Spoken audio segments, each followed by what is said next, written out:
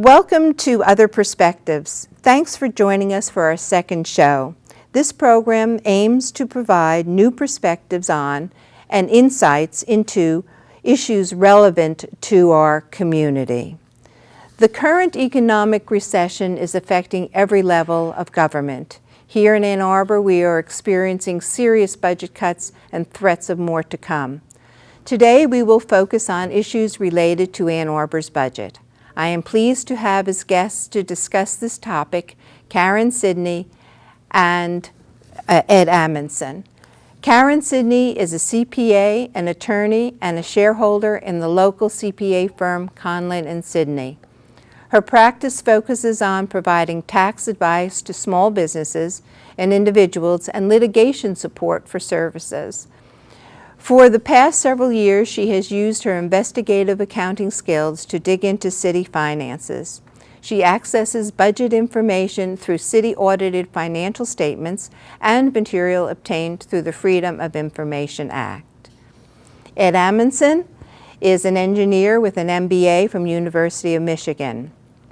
As a businessman, he has had a successful career as president and CEO of a company acquired by a branch of GE. Currently, he continues to use his finance, marketing, and management experience doing business in China.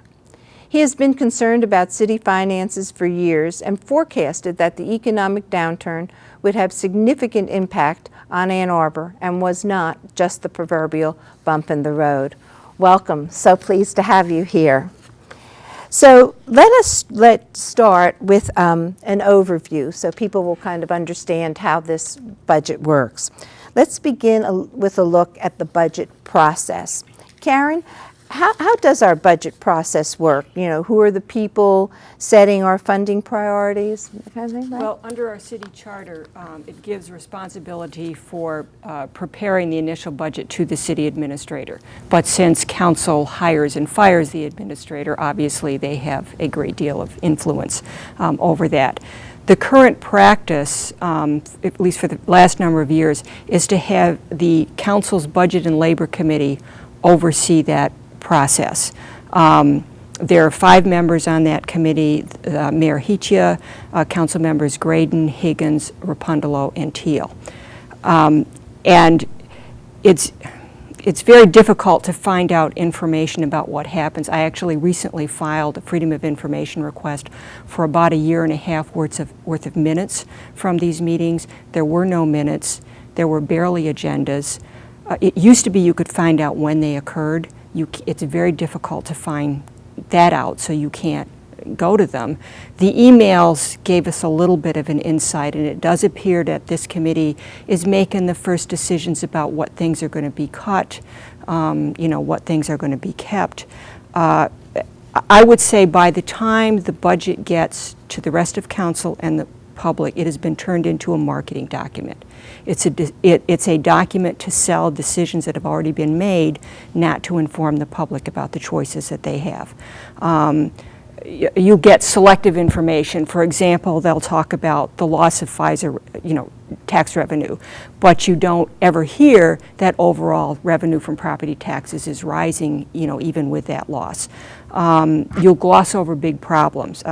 You hear the mayor bragging about the city's, what's the VIBA, which pays for retiree health care, that it's better off than other cities. What he doesn't tell you, that all the money in it came from just taking it out of the pension plan. I mean, it's no new money, and now the IRS says we took too much and you have to give it back, and we don't have the money to do that. There's nothing to help accountability. You get no trending, you get no benchmarking.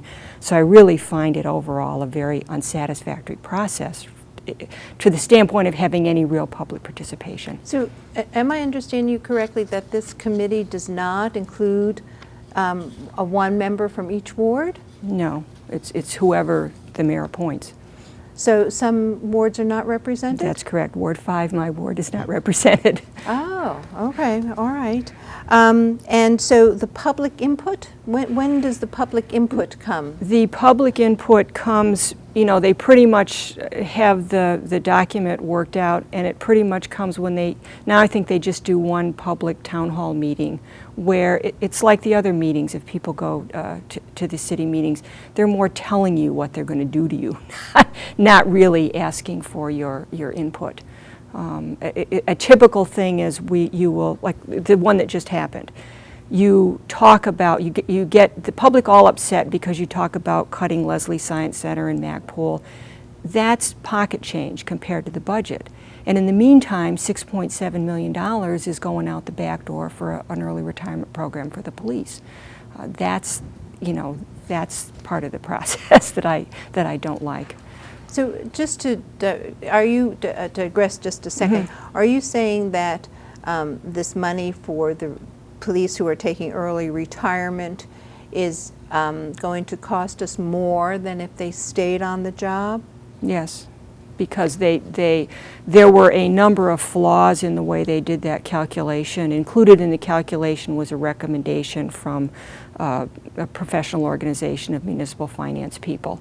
And they didn't, for instance, you're supposed to consider attrition. I mean, you have people that are in 2 years of retirement. If you kept them hired, some of them were just going to retire under the normal circumstances, and you didn't have to pay them to go away early. I see. Well, thank you. So, Ed, do you too have concerns about the process? Are there suggestions for change that you might? Well, you know, like Karen said, my impression is that the town hall meetings are to sell the public, not to get public input. I don't see any public input into the process of budget. I'm also concerned that there's a number of issues of transparency, and I know everyone's concerned, not at every level of finance, corporate finance, public finance, about transparency.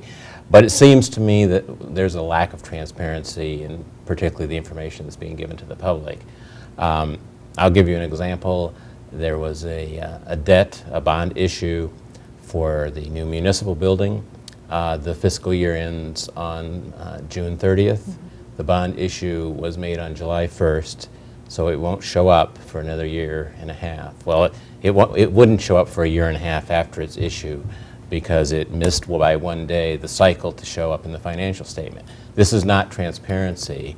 The bond issue could have easily been done on June 30th, and it would have been then published in the financial information for the city. I think the 158 pages of financial information is very confusing. Just to give you another example, on page 53 of the 2008, it says that the additional accumulated depreciation for the year is $10.6 million.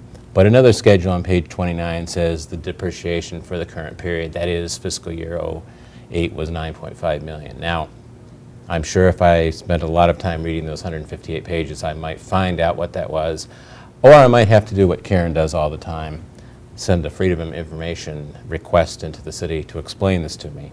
But I don't think citizens should have to be doing this to understand the financial picture.